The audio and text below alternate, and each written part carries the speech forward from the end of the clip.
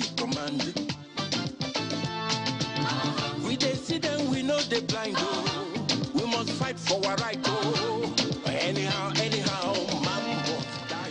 Thank you for joining us this last Saturday in the month of July. Wow, that's Now, experts have argued that the local government system plays a critical and commendable role in the accelerated development rather, of rural areas in Nigeria. Development is a movement, so. Of sorts. They say it can tackle the growing level of insecurity in Nigeria if allowed to function properly. Note, there is a condition to it. And Ayo is always talking about local government autonomy, and that has reared its head yet again. It seems to be in all our conversations these days. How much are the local governments actually allowed to function as they should? Maybe we should drive that home a little further before we bring on our guests. You know, security experts always say all insecurity is local. Local, yes. So how can we have local insecurity and not have an efficient local government system to tackle it? Or have we never?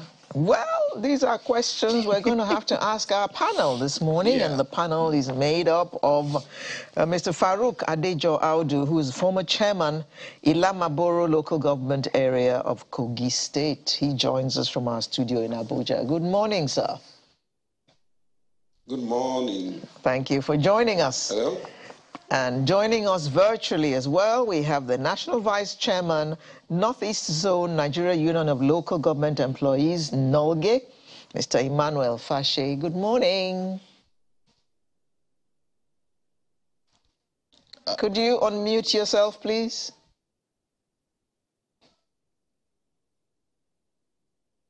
Do that. Good morning. Thank you. Thank you. Yeah. We also have a former Assistant Director of the DSS, Mr. Dennis Amakre. He also joins us virtually. Good morning, Mr. Amakre. Good morning, Alero and Ayo. Thank you for joining us this day. Now, we have a former local government chairman with us.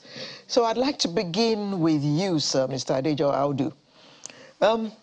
Yes, ma'am. In the context of security in the country, do you think that the local government has played any appreciable role?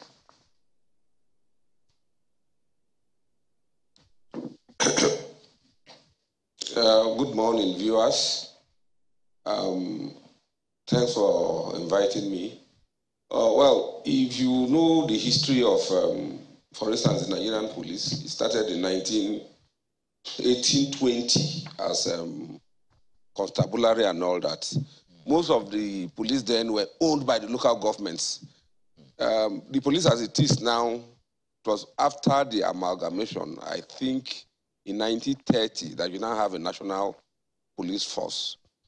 As it is right now, up to the, I mean, at least at the time I was there, the local governments played a role, but most of those roles were like lip service, because actually the main security of your local government is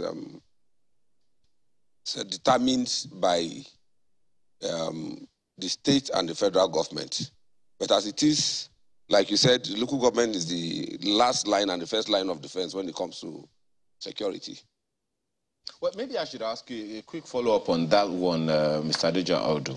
How did the local government structure, how did they perform that function of preventing insecurity before we got to where we are today?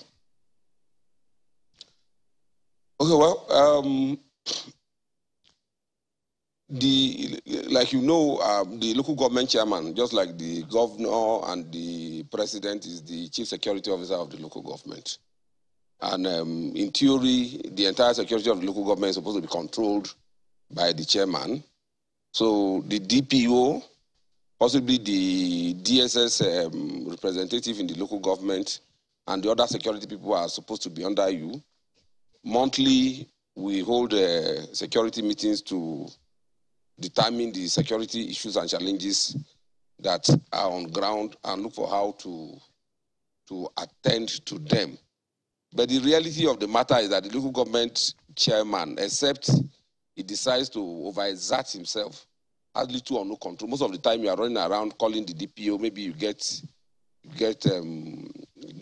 calls or you get alerts of security breaches and all that.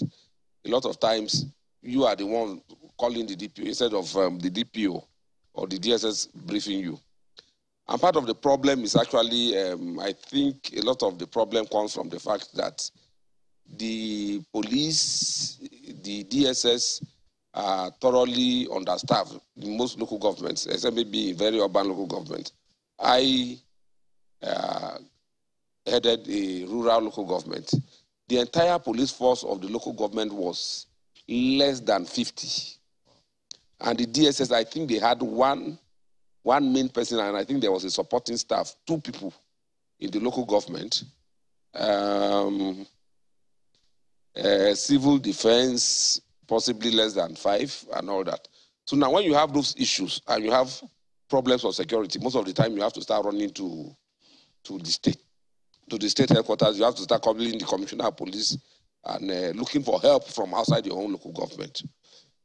The alternative, of course, is that you try to raise some kind of force to be able to tackle security. In our time, I remember most of the problems we had came from, a lot of the problems we had came from headers who were in most of the communities. They stop people from going to farm. There are incidences of raping of women, incidences of, what do you call it, cattle destroying farm crops and all that. And to tackle them, and a lot of course, there's a lot of criminality, what they now call banditry. It started at as a very low level then, whereby they snatched things from people and all that, but they were not, abductions were rare at that time. Then we had to, before we came in, there was an arrangement made by the Association of Local Governments of Nigeria in Kogi State, and they brought in some Fulani people who were combating their kinsmen, the ones who were criminally minded. We had Fulani people who were combating them. I think we called them Yandaba, Abiyam, Banga, or something like that. They were coming from Bauchi, and monthly we were paying like 800,000 naira to that force, maybe a force of about 10 people. But when they are around and on ground, Mr. Ado, yes. We will come back to you after taking the opening statements of the other members of the panel. Mr. Fashe, the long and short of what Mr. Ado has said is that the local government hasn't been effective when it comes to security. What has been what's your take on this? I want to start by saying, yes, the local government have been effective in taking charge of security situations at the local level. Yes and no. The answer, yes, in the sense that in the years back, only a few years from now, one local government was actually on its foot, and it has the wherewithal to deliver its mandate as a local authority. Security challenges were usually nipped in the bud at the local government level. Then we have what we call a security council, although it still exists at the local government level, a security committee that comprises of all security personnel, heads of security agencies in the local government, and of course, the traditional rulers in that local government. And, you know, traditional institutions too have their hierarchy, and of course, anything that has to do with security is being reported to the traditional rulers. For instance, in a community, the first establishment, of course, is the family. Then you go to the clan, and then the community, and you also go to the ward level and also district level, as it may be at more especially in the north. And so whatever that has to do with the security challenge, for instance, will be reported to the district head from the ward levels. And before you know, the district head will report to the local government, and the local government will nip that problem in the bud without escalation. Today, it is not the scenario because the local government. Today, yes, Mr. Fashe, but just a quick one on the background of what you just gave. And I like the fact that, I mean, you talked about the citizen end. Mr. Adejo talked about the official security. He even dated back to the early days of the Nigeria police, which literally started with the local governments. But you've spoken about the role of the citizens themselves at various levels in the various cadres that the citizens had to perform their own roles. The elders, the community development associations, the traditional rulers, and all of that, the district heads. And you even brought it down from government to the various levels up until possibly even the family level. Yes, but at what point? I'm also speaking officially because the traditional institutions are also established authorities. And so they are also official. There's an official channel of communication from that level up to the local government level. And at the security meeting at the local government, it is where the security situation of the local area has been discussed and solutions have been proffered at that meeting without, of course, waiting for any type of government, more especially the state or the federal government to come in. As you know, the local government is the closest government that is associated with the people. And of course, they are the first to know what the problem actually is. And so they are in position to actually tackle that problem and nip that problem in the bud. I am coming to write on what the chairman said, that the inadequacy of police personnel or security personnel in the local government. That now calls for what we've been agitating for, that local security should be left for local people to take charge of. And that calls for local policing or community policing. For instance, if you go to other just a moment, Mr. Fashe, just 1 second. Yeah. You said something, we'll get to these solutions that you're talking about, but you said something the other time. You said that the problems are nipped in the bud by the traditional rulers before it even gets so far. And the council authorities. And the council authorities and all of that. Does that still happen? And if it does, tell us. If it doesn't, tell us why. Well, of course, like I said from the very beginning. Oh, dear. Well, I'm sure we're going to get back to you. Okay, go ahead. Have been used. All these things, all those things that I said were able to be done in the past by the local councils and the traditional authorities was because there was a wherewithal financially to do that. Today, the local governments are not on the right footing financially to tackle these problems. And of course, coming to talk of finance, I'm not digressing anyway. You will agree with me that the insecurity, more especially the banditry, the insurgency, are an offshoot of poverty. And so, of course, as a government that is closer to the people, the local authorities, of course, can identify actually the vulnerable groups in the rural areas with a view to tackling their needs. And of course, like the Boeing says, a satisfied mind is the mind that lives in peace. And a mind that is not satisfied is a hungry mind. And if the mind is hungry, of course, owing to the hunger of the body, of course, you know, that person will be agitated. And that is, of course, that what leads to the present security situation. What we are saying is, if the local governments are allowed to work as it used to work before, some of these insurrections can actually be nipped in the bud. Okay. I will still repeat it. Some of these insurrections are offshoot of poverty. Okay. And poverty can actually be tackled by that government that is closer to the poor people. Okay. And that is the local government. Okay. Mr. Makri, you are a former assistant director at the DSS. The process that Mr. Fashe has described to us seems to be rather long, from the people to the council, then to the local government chairman, before it goes to the state, before the matter gets sorted out. What do you have any? I beg your pardon. Does the DSS have any interface with the local government at all, or does it interface with the state? Thank you very much. Thank you very much. You know, I've mentioned this. I like what the first speaker said, that they don't have enough staff in these local government areas. The DSS does not have much. although that is understandable because they are not an operational staff in that place. They are just, they just collect information. They are intelligence gatherers. But the police also is very, very small, because you cannot imagine where the police you have, sometimes you have about 5, or, in a local government in their office, and they cannot respond when things come out. But come back to basis here. You see, we created local governments without even telling them what they are supposed to do. Because when you look at it, many local government chairmen don't know what they are supposed to do. But Mr. Macri, on that, if I can quickly punctuate, the Constitution is very clear on what they are supposed to do.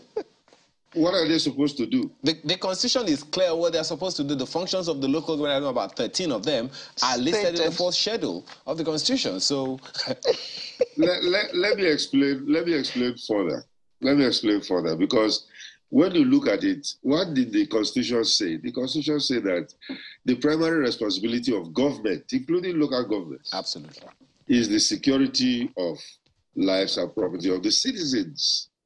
But you see, when you look at it here, most I was an assistant director in a state where, in fact, it becomes very, very difficult to even have a meeting with some of them, because most of them prefer to come to the state capital to stay there.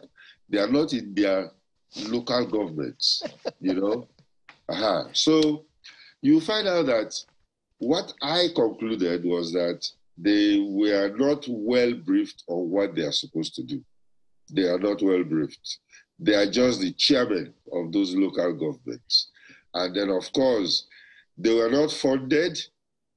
Some of them don't know the rudiments of what they are supposed to. Like, for instance, we've been talking about state police. You have the federal police. Then you have the state police. And then, of course, there are local government sheriffs. That's how the structure is broken down, especially here in the United States, whereby you find out that they all have their laws. I think, was it the former chairman said that when they have problems, they have to now arrange and go. If the security agencies there cannot handle it, they go to the state. It's not supposed to be like that. Because, you see, the laws that the local government sheriff man enforces are local bylaws, local government edicts. The one that the state police will enforce are local state laws, and they don't mix. If there is a state crime that is committed at the local government level, then the state is invited to come and take over the case. So it is even with the federal. So you find out that all of them have their different laws which they enforce. And when you are talking of the local government itself, in what other people do, because I studied other local governments in other countries. Now, what the local governments do is that they are busy enlightening, because that's one important thing that they do. They enlighten the citizenry around themselves. You just mentioned it. Crime is local. All crimes are committed in a locality. And these crimes are known by, or they know those who are perpetrating those crimes, locally.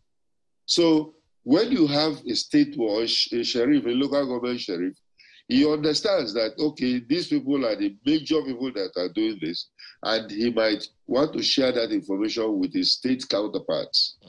And when certain things happen, they go in for a raid and then arrest them.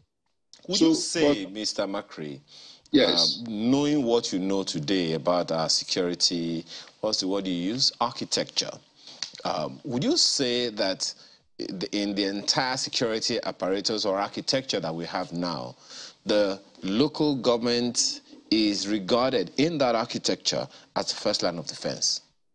even the local government itself is not recognized. Remember, they were struggling to be recognized even financially, to have their money directly paid to them from the federation account.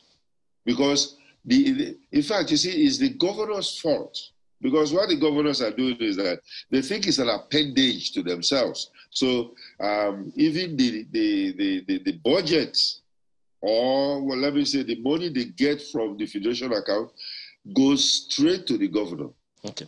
Well, the governor. Yeah, my apologies. I want us to try as much as possible to stay within the context of the conversation. You heard Mr. Fashe say the other time that most insecurity are nipped in the bud at the local government level without it being escalated. Do you agree with those who believe, some, security consultants, including former generals that we've spoken to, say that the local government system is the first line of defense, but we have since collapsed it? Do you agree?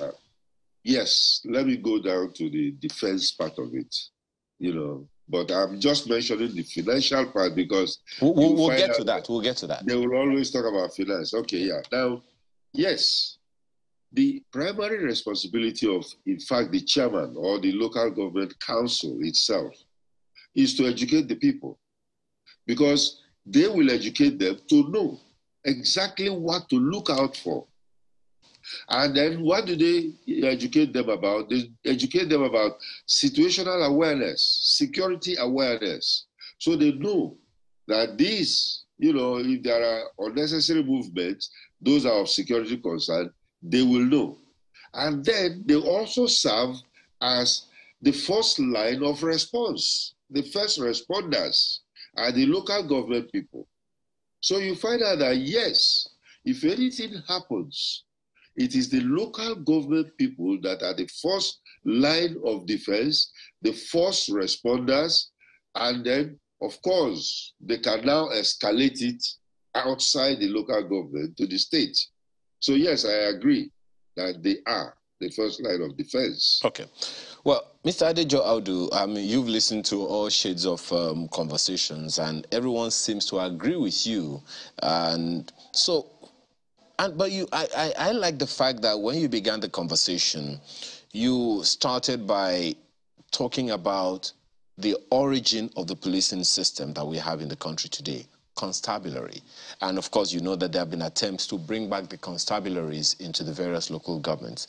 At what point would you say, historically, we began to diminish the role or responsibility or recognition of the local government system in the country as a first line of defense? Thank you very much, Mr. Makinde. Well, the problem actually is the problem of our federating system. It is such that rather than have a federating system, what we now have is almost like a unitary system. The police is controlled. There's one IG of police who controls the police from Abuja. There's one DG, DSS. There's one controller general for every other other security agency. So at that point, when all these things, I think after the Civil War, or maybe before the Civil War, when after the amalgamation and the entire security infrastructure started coming under unitary control, it became difficult for the other tiers of government to have control over securities within their domain. Apart from being a local government chairman, I've worked with governors too. And a lot of times I know that the governor is mostly at the mercy of the commissioner of police. Even right now, a lot of states, if the governor is not popular in Abuja, and the commissioner of police happens to be friendly with the governor, they will drag the commissioner of police, they will take him away from there and take him elsewhere and send a hostile one. So the first solution to these things is that we should we should go back to true federalism, whereby every tier of government should have power, to have the ability to control its own resources, its own administrative infrastructure. Okay. There's no way a local government chairman sitting down in a rural area will be controlling. The DPO does not take orders from you. He doesn't. As a matter of fact, a lot of times you have to go and lobby the commissioner or lobby whoever before you can get the DPO to cooperate with you. Okay? Now, if that is the case, how does the chairman, who is the chief security officer of the local government, how does he take charge? Okay. But the other issues I mentioned, and there was one I'm actually mentioned too. One is the one of staffing. The local, the security, the number of security personnel available in Nigeria, if you break them down to local government, they are just inadequate. Most of the banditry we are seeing, particularly in the north and all that, you see that over 300 people will be carrying motorbikes and carrying like two other people. So at the end of the day, like 900 people will invade a particular rural location. So how do you respond to such a thing? And you are supposed to be the first line of defense. Okay? Before you send distress call to the state, my local government, for instance, is about 2.5 hours from the state capital. Wow. So before the distress call will get to the state and they will send a force to come and help out, the people would have finished and gone. Okay. Mr. Fashe. Then this other thing Amakiri was talking about was the issue of finance. Yes, local government need finance to be able to do these things.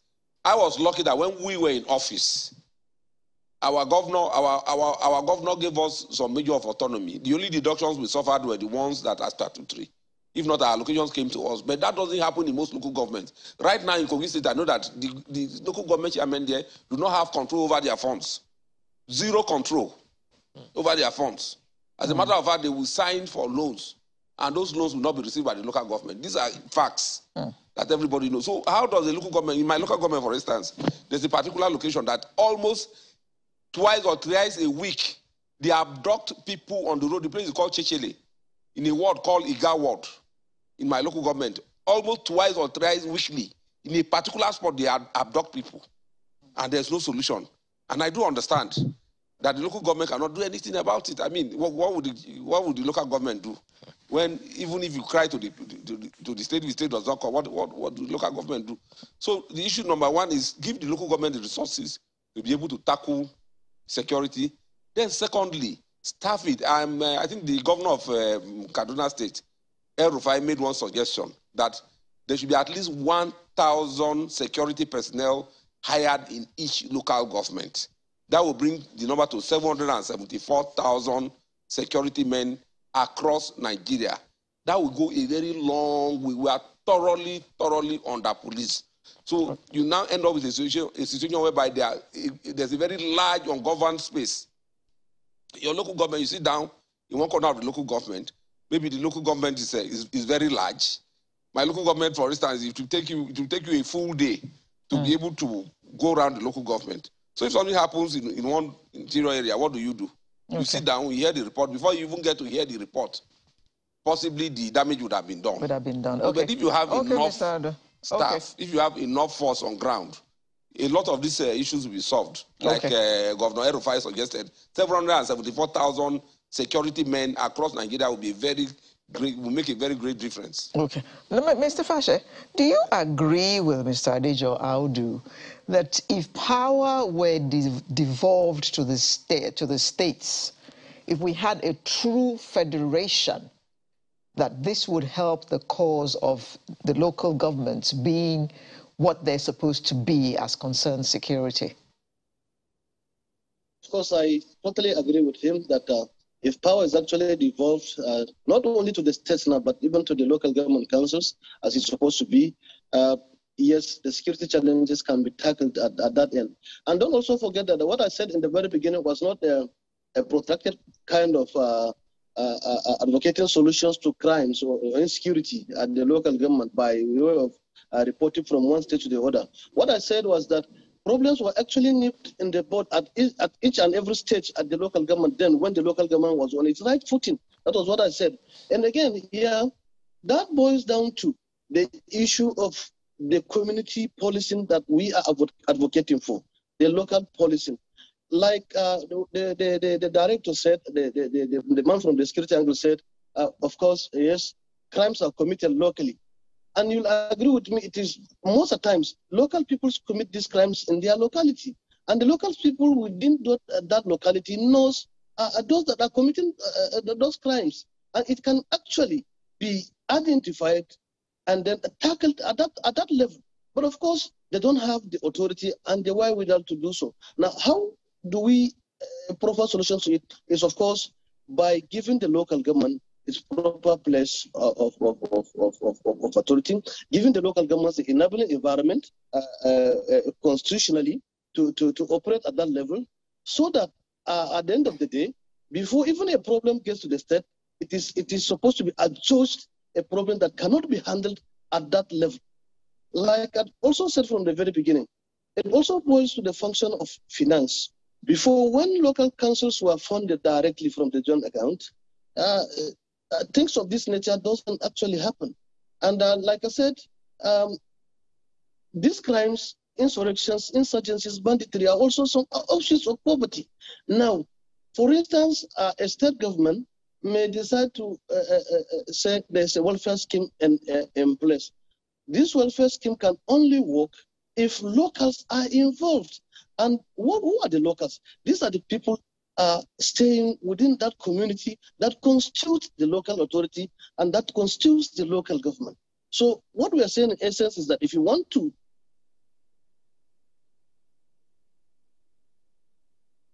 nip this security problem in the bud, then of course to the local government should be given the wherewithal to function, so that being the government that is closer to the people, being the government that knows actually the problem of the people, the local government can actually tackle this poverty at that level. Because person that has something to do will not go into insurgency. That is a fact. That is an established fact. Of course, somebody might argue. There are some people from the school of thought that because of population explosion, that we may not be able to identify each other. But I dare say that leading internationally, China is the leading country in terms of population. But in China, the crime rate is lower than even smaller countries in Africa that are not up to a region in China. If you go to the Gambia, for instance, which is a very small country, yes, of course they are very small, so we can maybe say that, but they have local policing. I was in the Gambia some few weeks ago, and I actually came to know that there are municipal police in the Gambia that actually operate and tackle problems within that locality. Of course, there are federal police. Though in the Gambia, the state doesn't exist as it exists in Nigeria. They have regions. But of course, local governments are more powerful. Local governments are more on ground in the Gambia than even in Nigeria, as big as we are. So they have local police, they have municipal police, they have area council police.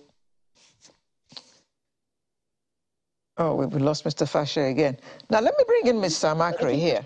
Take care of crimes within, let us go for community policing. Let the local government be funded. Let the local government be given the wherewithal to tackle all these problems. And believe you me, if the local governments are up and doing, if the local governments can actually tackle the problem of poverty or reduce poverty at that level, insurgency, insurrection, and all these vices will be reduced to its barest minimum in the society.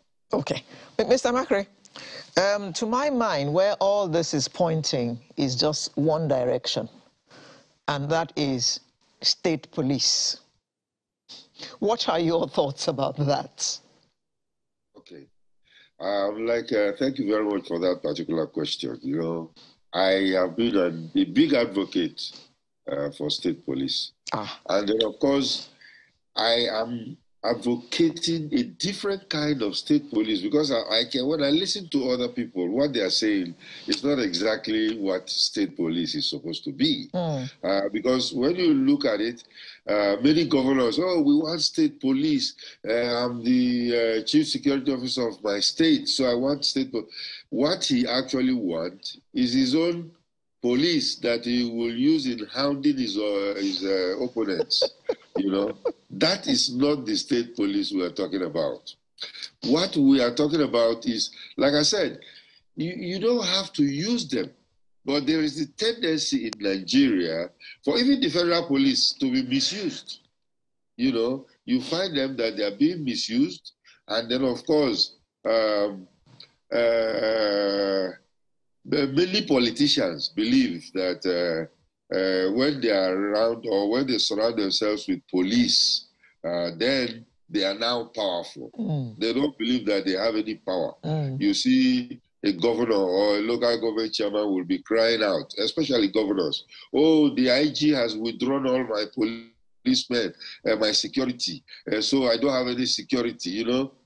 So they have a different idea about security. Yeah. Federal police is supposed to enforce federal laws. State police is supposed to enforce state laws.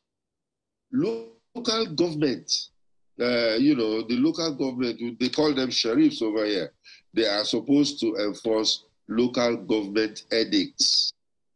And those edicts are not just, I'll give you an example. They are not just crime. If somebody kills somebody, that's a state case. You know, a state case. So it's the state police that will come and take over the case, although it happened in a local government. Even universities have police.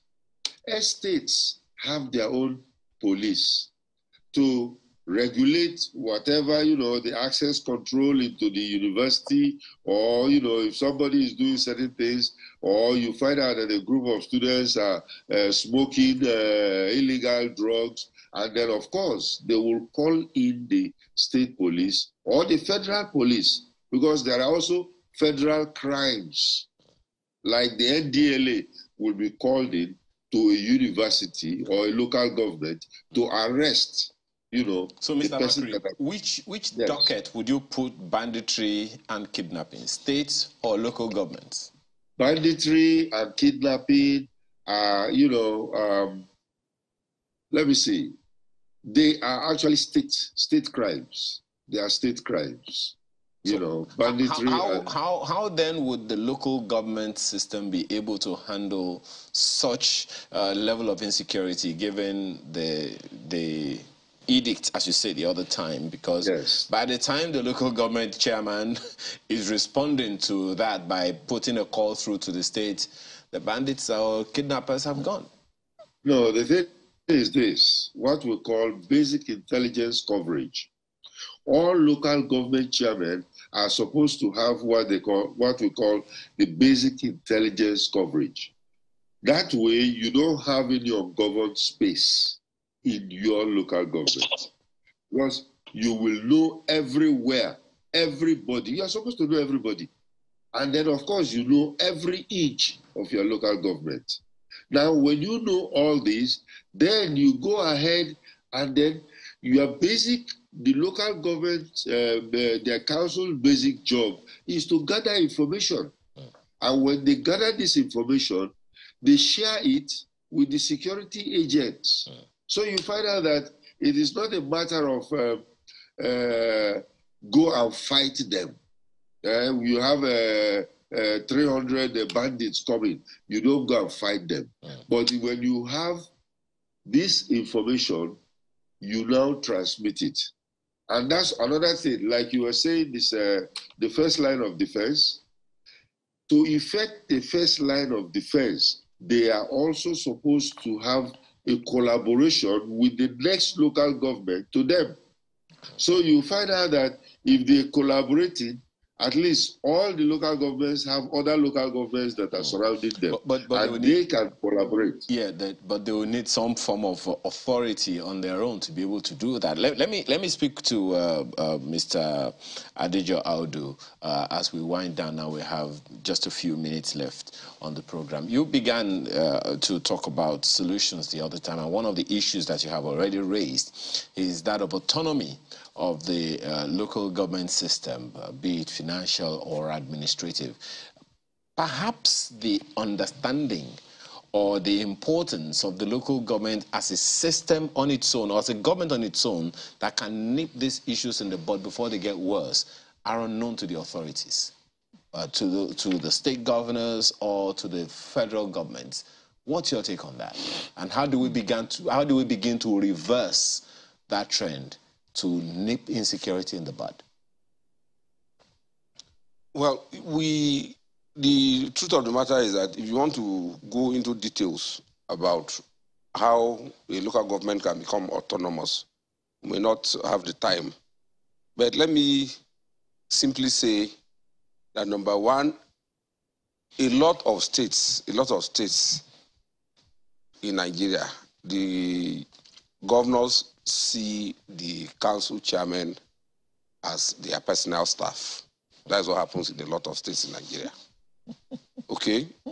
So normally you take directives from the governors. That is the part of the problem. But if a local government chairman or the local government administration is actually in charge, and in most cases they are not. I'm telling you from experience. I keep saying that in our case we're lucky. But I've seen, I know my predecessors and I know my successors. In most cases, the council chairmen are not basically in charge. They just take instructions on what to do and what not to do. Okay? The constitution is very clear. The council chairman has to be elected and all that. But all those things are in theory. If the governor does not like you, tomorrow they will gather councillors together and impeach you. It's that simple. And every local government chairman in Nigeria knows that.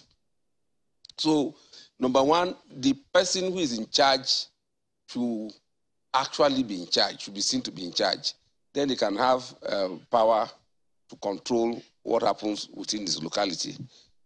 Then the second issue about the autonomy is the issue of funding. If the finances of the local government come through the states, and the states grab it, and in a lot of local governments in Nigeria, I don't want to call names because it will look as if I'm making an allegation. In a lot of local governments in Nigeria, the chairman, the local government chairman and treasurer and all those people, they go and sign for their allocation, but the money actually goes to the governor. It happens. It happens in a lot of local governments in Nigeria. In our time, I keep saying, I repeat, in Kogi State, we were one of the most autonomous councils because our money was coming to us almost intact. What year was this? But in a lot of councils till now, as I talk to you. What year was this? In a lot of councils. Well, I was chairman between 2012 and 2016. Okay. All right. So let me ask. 2012 and 2016. Yeah, Mr. Afashe, every single person, every single one of you who have spoken about this have said a lot more about funding and resourcing of the local government system in order for them to be able to perform the function of being the first line of defense, as the former DSS official has said. He has also identified some gaps in the understanding or not of the functions of the local government system from the angle of a good number of the local government chairmen. How, in your opinion, do we begin to reverse that? Because even if the local government system gets its autonomy, as it's been advocated, and I understand about 7 or 8 states have already voted for autonomy administratively and financially for the local government system. So even if that now happens and the chairmen do not have the capacity, aren't we back to square one? Well, thank you very much. It's not actually about capacity of an individual. It's about the nature of the system, making the system a very strong system, not an individual a very strong individual, because the individual will first away, but the system remains. What we are saying is that let the system be there. Like in America, for instance, they have different ideologies in terms of political parties, but once you occupy that office, that Oval Office, you become the president of the United States of America, and also, of course, you must operate in tune with the wishes and aspirations of the United States of America. So if the local governments are strengthened, and like we're advocating for, now who occupies that office doesn't really matter, because when the system is there, the system will guide that person that operates that office. So yes, of course, some of the chairmen may not have the capacity to lead, but of course, I also throw this to my director, that he actually comes from a local government before rising to whatever level he rose to, and nothing stops him from coming back home now to become the chairman of his local government and contribute his own quota, his rich ideas in terms of security, to the development of his community. And of course, by doing so, other councils around him can also copy. But what I'm trying to say in essence is that it is not about the individual capacity. It should be about the system. Make the system a viral one, make the system a functional one, make the system a strong system, so that when a person occupies that office, the system will actually guide his operation. Coming back to the issue of finance, sir. Yes, of course. Mr. Fashe, I do apologize. I beg your pardon. We've run completely out of time. We don't even have time to take your closing statements on this matter. But all that is left for me to do now is just to thank you, Mr. Emmanuel Fashe, National Vice Chairman, Northeast Zone, Nigeria Union of Local Government Employees. That is a nomenclature chairman. Vice President, not Vice Chairman. Okay. Vice President, Northeast Zone, Nigeria Union of Local Government Employees, NOLGE. We also had Mr. Dennis Amakre, who is a former Assistant Director at the DSS. And we also had a former Chairman, Ola Maboro Local Government Area of Kogi State, Mr. Farouk Adejo Audu, who all shared their insights with us this morning. Thank you all very much, gentlemen, for joining us this Saturday morning. Sunrise will return in just a moment with another interesting conversation. Please join us.